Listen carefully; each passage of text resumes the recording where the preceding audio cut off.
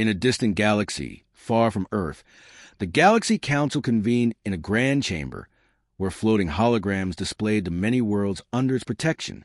The council was made up of representatives from various planets, each with its own unique culture, technology, and history. The room was filled with tension as the leaders gathered to discuss a dire matter that threatened to engulf their entire galaxy in war. At the center of the council stood Grand Leader Theros, a tall figure with vibrant blue skin and shimmering silver eyes. He was known for his wisdom and calm demeanor. Today, however, his brow was furrowed with worry. The latest reports indicated that a powerful warlord named Zarek was amassing an army with plans to conquer at least 5 planets, Earth being one of them. "Honorable Council, we face a grave threat," Theros began. His voice resonated throughout the chamber. Zarek is not just any warlord. He commands a legion of ruthless fighters and has the advanced technology to carry out his plans. We must unite, or he will not only take our worlds, but destroy everything we hold dear. Council member Alara, whose home planet was known for its lush forests and peaceful ways, stood up, her voice shaking with fear. But Earth is a planet filled with innocent beings. We cannot drag them into our war. They have their own troubles, and now they might suffer from our mistakes. The room fell silent. The representatives knew that Alara spoke truthfully. Earth was a small blue planet filled with humans who, despite their flaws, had shown kindness and resilience. Some council members had visited Earth and had been touched by its people. They knew the war would bring suffering to them. Council member Vorkin, a stocky creature from the planet Gralthar, grunted in frustration. "We cannot be concerned about a primitive world when our lives are at stake. They must prepare for the inevitable. If Zarek seizes control of Earth, he will have access to the resources he needs to become unstoppable." Alara shook her head, her heart racing. "But if we let Zarek take Earth, we become just like him. We must find another way." Theros took a deep breath, looking at his fellow leaders with a mixture of hope and determination. "What if we send a delegation to Earth? We can warn them and give them the means to defend themselves without involving them in our war." Vorkin let out a snort. "And you think they would listen to us? They are not like us. They're filled with doubt and fear. They will listen if we approach them with respect." Alara said firmly, "We could show them that we believe in their capacity to stand against a great evil." The council members debated this idea, some supporting it, while others remained skeptical. Finally, after a lengthy discussion, it was decided Theros would lead a small delegation to Earth, equipped with advanced technology and knowledge to help the humans defend themselves. As Theros and his team prepared for their journey, they felt both excitement and dread. They had never before interacted with humans on such a scale. The journey to Earth was swift, and soon they arrived in orbit, the blue planet glowing beautifully beneath them. They used a small ship to descend, landing in a vast field surrounded by tall grass and trees. As they emerged from the vessel, the air bristled with anticipation. Soon, a group of humans approached, looking curious yet wary. "Greetings," Theros began, raising his hand in a gesture of peace. "We are from the Galaxy Council, and we come with an urgent warning. A warlord seeks to conquer your planet. We wish to help you defend yourselves." The humans exchanged glances. A spokesperson, a woman named Sarah, stepped forward. "Why would you help us? We're just a small planet compared to whatever you are. Why not just leave us out of your problems?" "Because we value life and peace above all," Theros answered sincerely. "We have seen great suffering, and we do not wish that for your planet. You have the strength to fight, but you need knowledge we can share." Sarah hesitated, then motioned for the others to gather. The humans were skeptical, but the delegation showed them advanced technology, shields, weapons, and techniques that might turn the tide against Zarek's forces. As the demonstration showed just how powerful this technology was, some of the humans began to see hope. Days passed as the humans trained alongside the alien delegates. As they learned, an unbreakable bond formed between them. Theros shared stories of his home and the cultures of other planets. The humans shared their own stories of courage and resilience, drawing the aliens closer to their heart. However, shadows loomed over the training. Reports came in of Zarek's forces approaching Earth. The time for preparation was growing short, and tension rose as the countdown began. One night, as they prepared to rest after another day of training, a loud rumble shook the ground. Sarah rushed outside to see dark ships filling the sky. Zarek had arrived. "Get ready!" she shouted, rallying the humans and the alien delegates. They activated their defenses, technology shimmering around them as they prepared for battle. Theros looked at Sarah and nodded. "Together we will face this threat." The ground shook as the first blast from Zarek's ships hit the surface. The aliens and humans fought side by side, united against a common enemy. They used their knowledge to create a well-coordinated defense. And for every alien that fell, a human stood strong. After hours of relentless fighting, Zarek's forces began to waver as their ships fell from the sky. Triumphant shouts erupted as they saw the tide of battle shift before them. The humans, emboldened by their newfound allies, fought with a fierceness they had never known. As Zarek saw his army crumble, rage filled his eyes. He ordered a desperate last assault, but just then, an unexpected streak of light shot across the battlefield. Theros, empowered by the spirit of unity, unleashed the full strength of the technology gifted to the Earthlings. With a final blast, Zarek's ship was destroyed, and his dark reign ended that day. In the aftermath of victory, humans and aliens embraced. The Galaxy Council had put their differences aside to protect a planet that some once deemed insignificant. From that point forward, Earth was no longer seen as just a small blue dot in the vast galaxy. As Theros and Sarah stood side by side, looking at the sunrise, they knew this was the beginning of a new bond. They would work together to ensure peace and harmony across all worlds, united as one. And so, the Galaxy Council, once terrified, now stood proud, having learned that sometimes the bravest heroes come from the most unexpected places. The emergency klaxons blared, painting the vast chamber in pulsating red. On the grand dais, representatives from 1,000 worlds shifted nervously. The Galactic Council, a body that governed trillions of beings across known space, had never convened with such urgency, such palpable fear. The source of their terror? A single, grainy image projected onto the massive screen behind the dais. It depicted a blue and green planet, unremarkable in its beauty, utterly terrifying in its potential.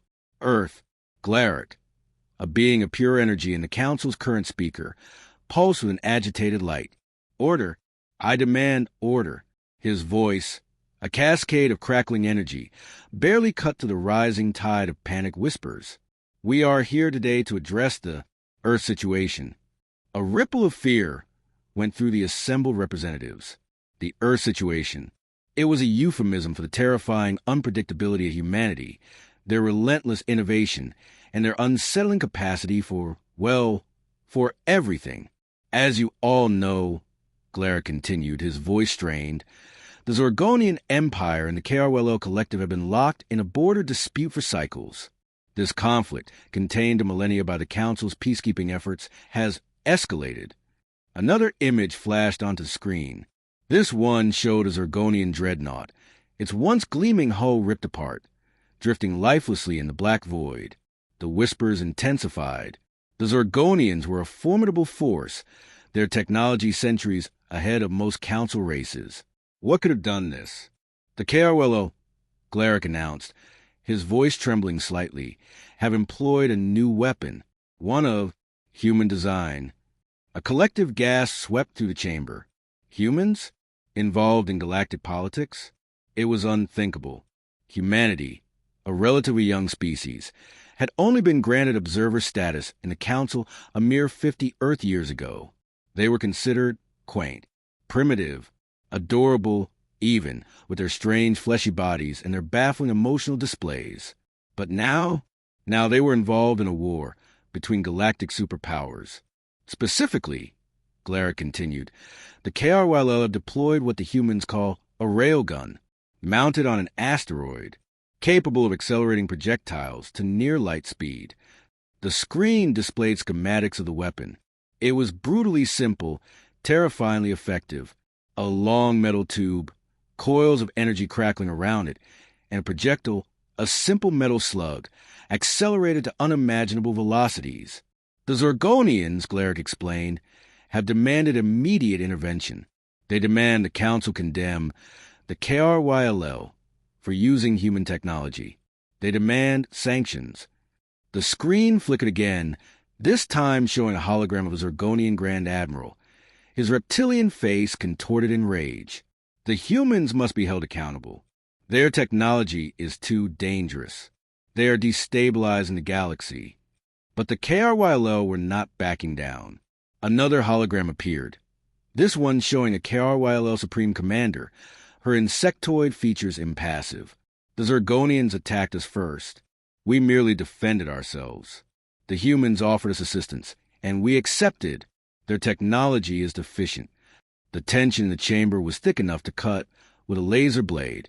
The Zergonians and the KRYLL, two of the most powerful empires in the galaxy, were on the brink of all-out war. And it was all because of humans. A voice, small but clear, rose from the assembly. It was Ambassador Vree, a diminutive being from a peaceful, agrarian world. With all due respect, Speaker Glaric, are we sure this is wise? Involving ourselves in this human matter? Glaric sighed, a sound like escaping steam. We have no choice, Ambassador. The Zergonians threaten to withdraw from the Council if we do not act. The KRYLL threaten retaliation if we do. Another representative spoke up, this time a hulking figure from a warlike race. Then we crush the humans. They are a threat. We eliminate their technology. A chorus of agreement erupted from the assembly.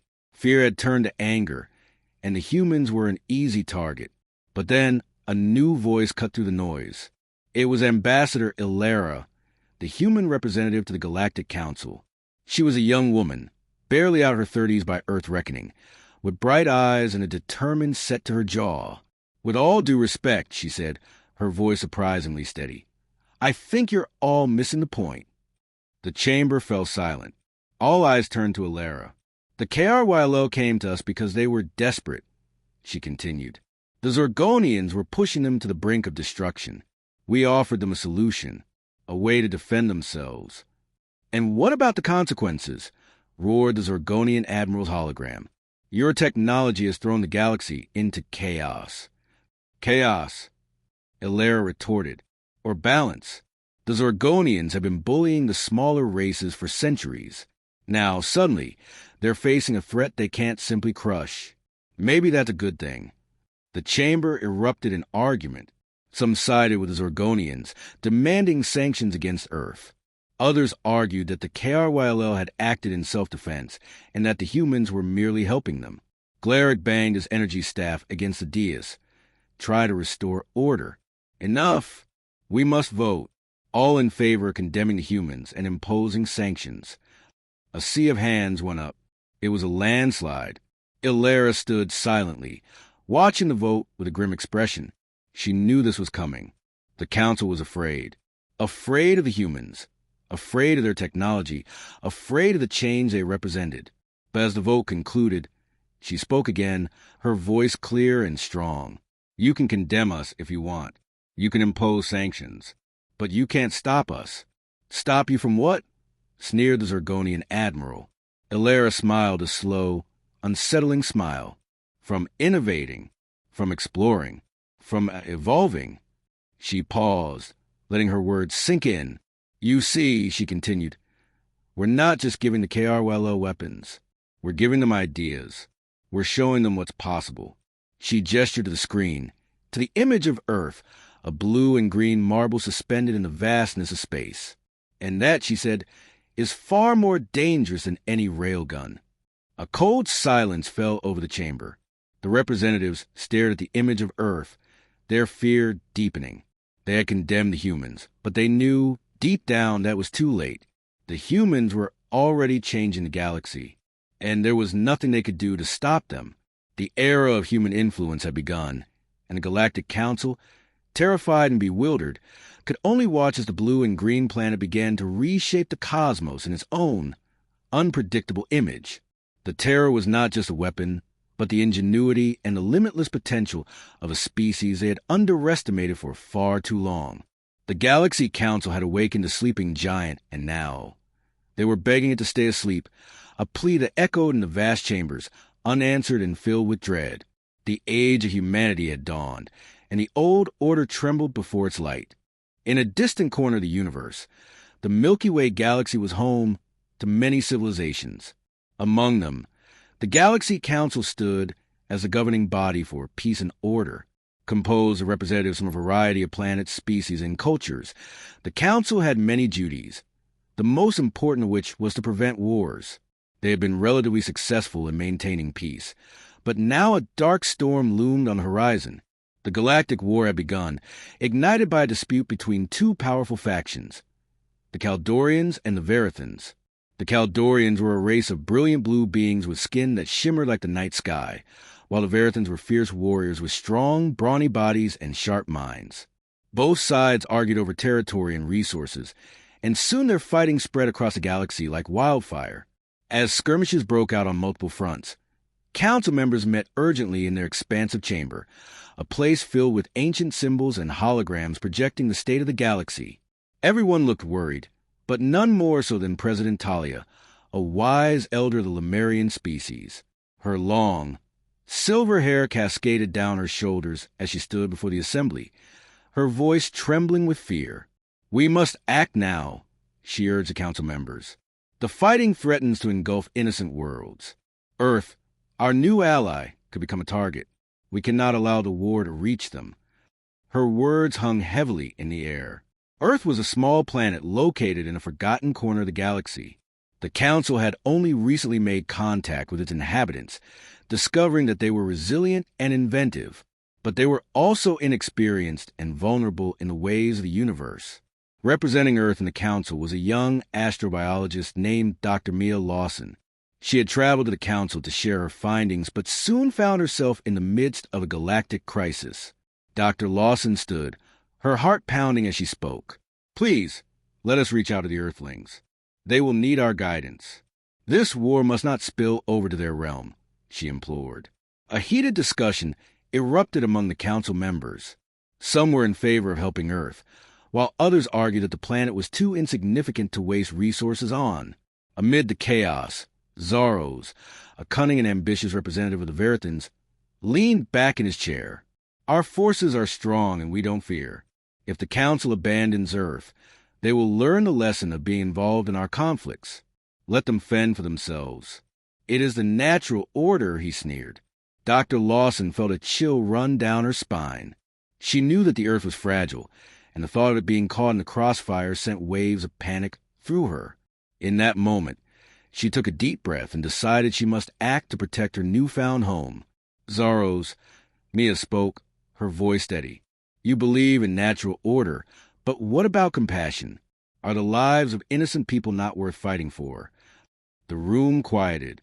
For a moment, even the Kaldorian representative, a graceful being named Alara, fixed her gaze on Mia with curiosity. The council members had never considered compassion as a motivator in their decisions. After a short silence, Alara rose, her voice soft yet strong. "Dr. Lawson is right. We must protect all life in the galaxy. It is our responsibility. If Earth is truly our ally, we cannot turn our backs on them." Encouraged by Alara's support, Mia felt a spark of hope. The supportive murmurs in the chamber grew, and President Talia regained control of the meeting. "Very well," Talia said, her heart full of determination. "We will send ambassadors to Earth. They must be warned of the rising threat and prepared. But we must also find a way to end the war between the Kaldorians and the Verithans." The council agreed. A team was formed, combining the talents of various members, including Mia and Alara. They set out to Earth, where they planned to share news of the war and equip the humans with means to defend themselves if necessary. Upon arriving on Earth, Mia felt a rush of excitement and fear. As they walked through the lush forests and towering mountains, they eventually reached a government facility where they could meet with leaders. The 4-member delegation brought together wisdom from the stars and the determination of a people who cared. They were greeted with skepticism. Earth had faced threats before, but nothing like a galactic war. After many discussions, they finally got through to the leaders. With Alara and Mia presenting the facts, they warned them about the dangers and offered technology to enhance their defenses.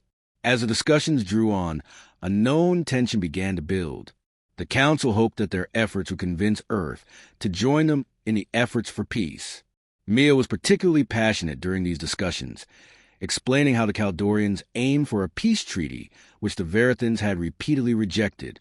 Days turned into weeks, and the Council's team helped Earth prepare for potential conflict while working on diplomatic solutions. Meanwhile, news from the war front grew worse, and the Council received word that a battle was going to break out near Earth's solar system. Mia paced nervously, worried for her home planet. She had made friends there, and she knew that they were just beginning to grasp what a greater universe looked like. She turned to Alara. "It's too late," she exclaimed.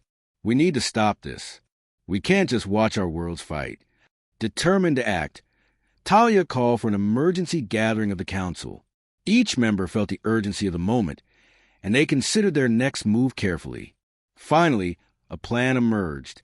They would intervene not with weapons, but with a message of peace. Racing through the stars, the Council's fleet burst onto the battlefield. They stood between the Kaldorians and the Verithans, demanding that both factions cease fire. The Council members projected a hologram of Earth, displaying its people, their struggles, and their potential. "Look at what you fight for. Stop this madness." Talia cried out, "Together we can build bridges." The two factions paused, struck by the unexpected appearance of the Council amid their conflict. Eventually, the warriors began to lower their weapons, intrigued by the chance to find common ground. The sight of Earth and the Council's words made them reevaluate their conflict. In that moment, hope sparked. The war that threatened to consume Earth began to fade, and slowly, a dialogue emerged. Days turned to weeks again, and in time, a tentative peace treaty was drawn. Mia watched as a new alliance formed, and as Earth secured its place among the stars. She felt joy as she realized that their world had not only been saved, but had also become a part of something greater. The Galaxy Council had succeeded, but it had taken courage, compassion, and unity. Back in their chamber, the representatives rejoiced at their successful plan. The universe felt a little safer, and with it, the reality of strength and unity echoed loudly through the Milky Way. The fears that once made the Council tremble began to transform into a vision of a brighter, more connected future.